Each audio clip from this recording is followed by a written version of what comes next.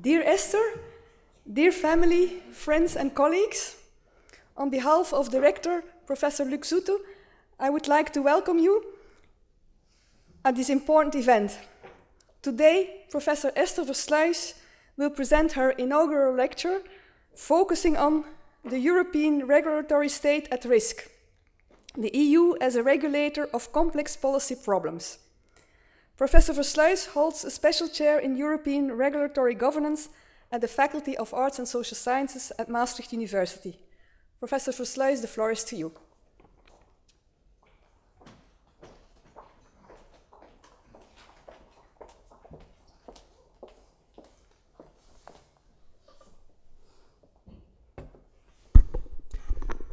Dear family, friends and colleagues. Sometimes the European Union decides about the color and the curves of bananas. Sometimes the EU has to decide about the handling of large streams of refugees. Some policy problems simply are more complex than others. With the acceptance of this chair in European regulatory governance, I intend to spend the upcoming years analyzing the European Union as a regulator of complex policy problems. In recent years, we have witnessed problems in very diverse policy fields, and at all kinds of levels. Think of the mad cow disease, the genetically modified maize, swine flu, the Eurozone crisis, and international terrorism. Such problems are increasingly transboundary. The reason for this is that modern societies are more and more interconnected, and geographical borders and policy boundaries become less and less relevant. There is no such thing as a Dutch environmental problem. Problems related to the environment in the Netherlands are transboundary in the sense that they are interconnected with related problems in neighboring European countries. And they are interconnected with problems related to other policy sectors. Think, for example, of the economy, the impact of the growing consumption patterns. Or think of trade, the impact of increasing global trade on the environment.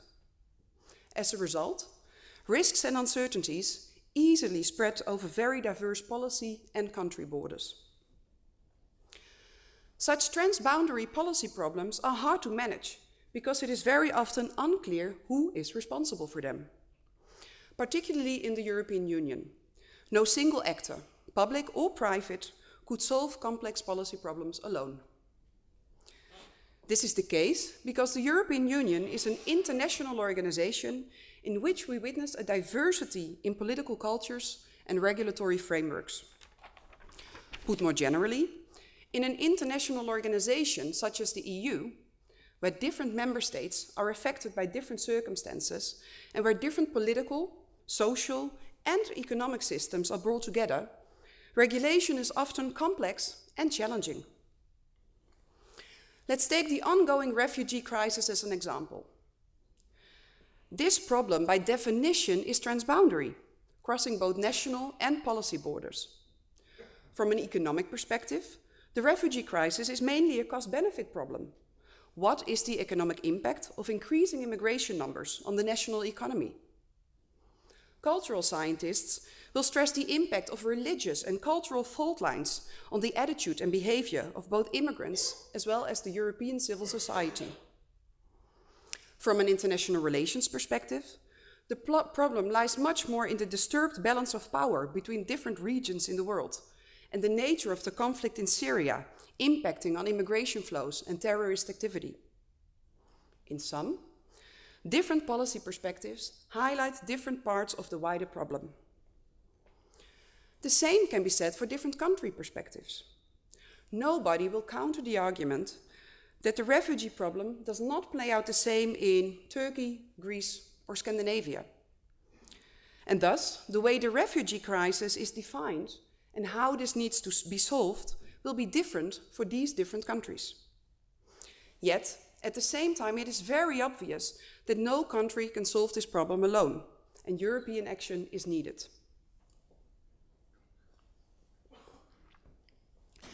The core question that the existence of such complex policy problems brings along is the question how to handle such problems.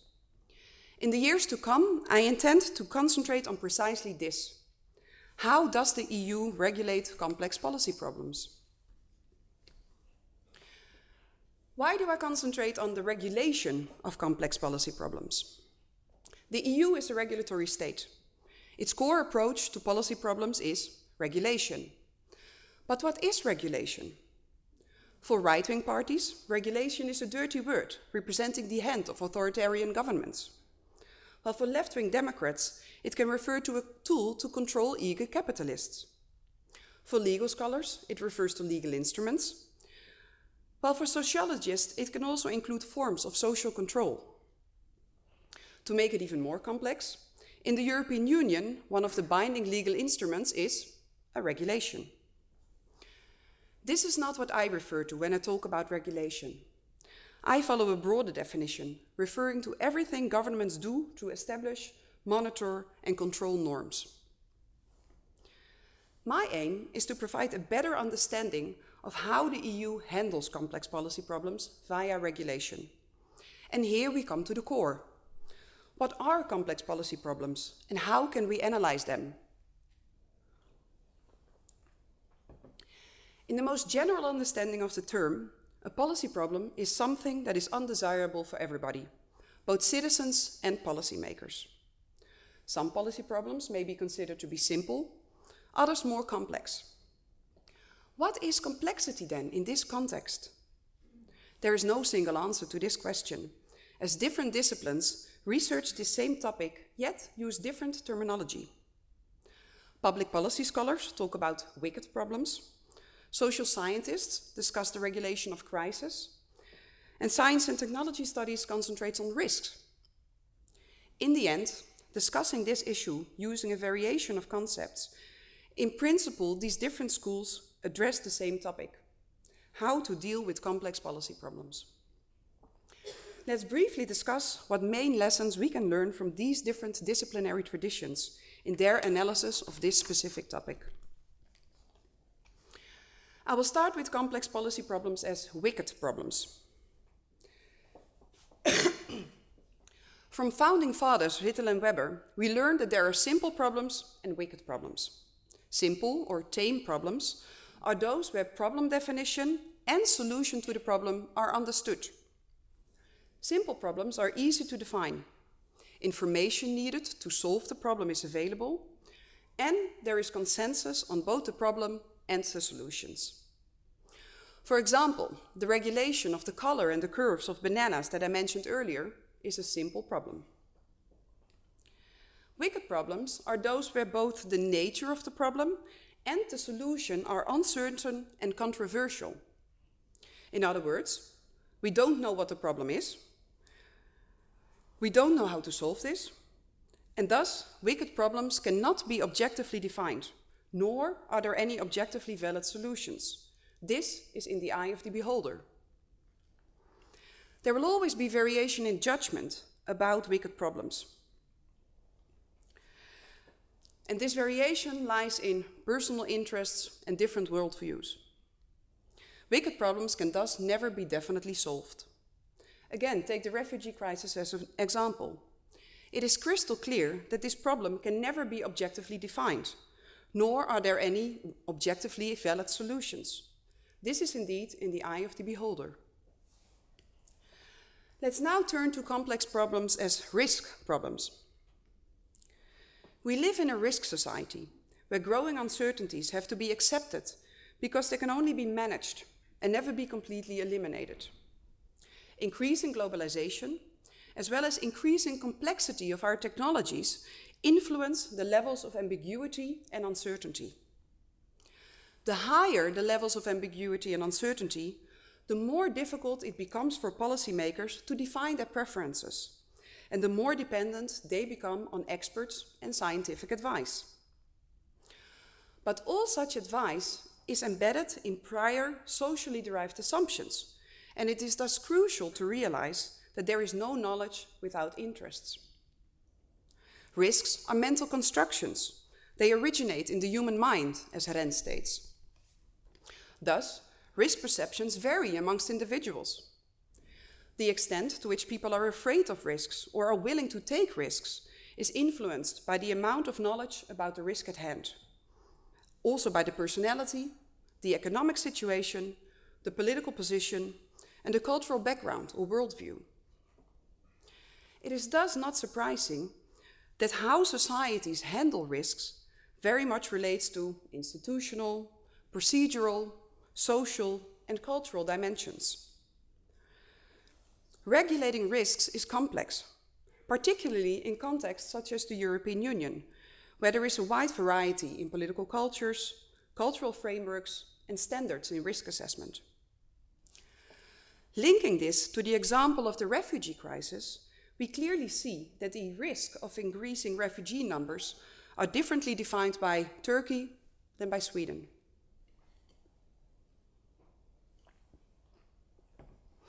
Let's turn from risks to crisis. A crisis is never objectively given, and part of it is always socially constructed. It can be in the interest of certain actors to label something as a crisis. Analyzing crisis implies that we analyze the framing, the language used. Crises are basically framing contests to interpret events, their causes, and the potential way forward. It is thus no coincidence that I selected a newspaper picture to illustrate this particular body of the literature. An important component of the crisis literature is to focus on crisis or disaster management. How do organizations cope with and manage crisis? What we learn from the various case studies is the problematic fragmentation of authority and thus a lack of clear ownership. Who feels responsible? Feels to have sufficient legitimacy base for tackling the crisis at hand. Crises lead to a politics of urgency, where it is easier to push for certain decisions as the sense of urgency leads to more readiness for change. Just as the wicked problem literature teaches us that such problems cannot be solved, and the risk literature informs us that many risks are uncertain and unknown, the crisis literature discusses that crisis prevention is essentially impossible. Rather than trying to prevent crisis, organizations should become resilient and learn to cope with unanticipated dangers and learn to bounce back. What do we learn from this wide body of literature on wicked problems, risks, and crisis? Whatever approach one puts center stage, one thing becomes very clear. There is no such thing as an objectively identified policy problem. This is in the eye of the beholder, and it is embedded in social, cultural, normative, and administrative contexts. And thus, framing is of crucial importance. How stakeholders involved in the game frame the problem and the potential solutions is key. Every perspective about the nature of a problem implies a preferred solution. Thus, those in control of framing the policy problems determine the type of potential solutions that are perceived as most reliable. Or, to put it more bluntly, defining the policy problem is an exercise in power. Particularly in the EU, the definition, perception, and foreseen impact of any given policy problem will never be exactly the same for all 28 member states. Let's return to this example of the refugee problem. How this complex policy problem is framed in the different parts of the European Union is completely different. The definition of the problem in Greece is a different one compared to how the problem is identified in the United Kingdom. It is not possible to provide an objective description of the refugee problem. In fact, the term refugee itself as such is contested by alternatives like economic migrants. Nor is there a clear and simply identifiable solution readily available, partly because the relevant evidence needed to understand the problem can never be complete. We have no way of knowing exactly what the impact of the continuous streams of refugees is on the societal and economic situations in these different member states. Nor will we ever have a full understanding of the precise nature of the problems in Syria. A complicating factor is that the problem also constantly changes. With every new event happening, think of the problematic situation in Cologne on New Year's Eve, the problem, and thus also its potential solutions, change.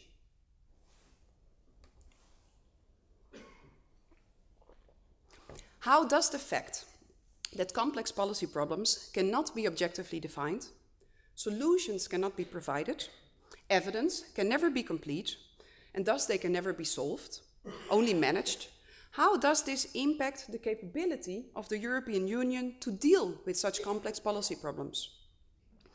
How can the EU, with its ever-limited resources and contested legitimacy base, regulate a situation in which there is no consensus on the problem at hand, nor on the potential solutions, and of which we know upfront that the problem can actually never be solved?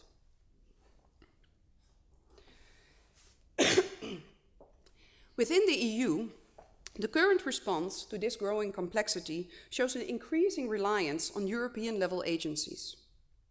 Agencies are a popular form of regulatory governance since the 1990s, and not only in the EU. Agencyfication is a common trend in most advanced industrial democracies. This strategy is rooted in the belief that agencies, through independent expertise and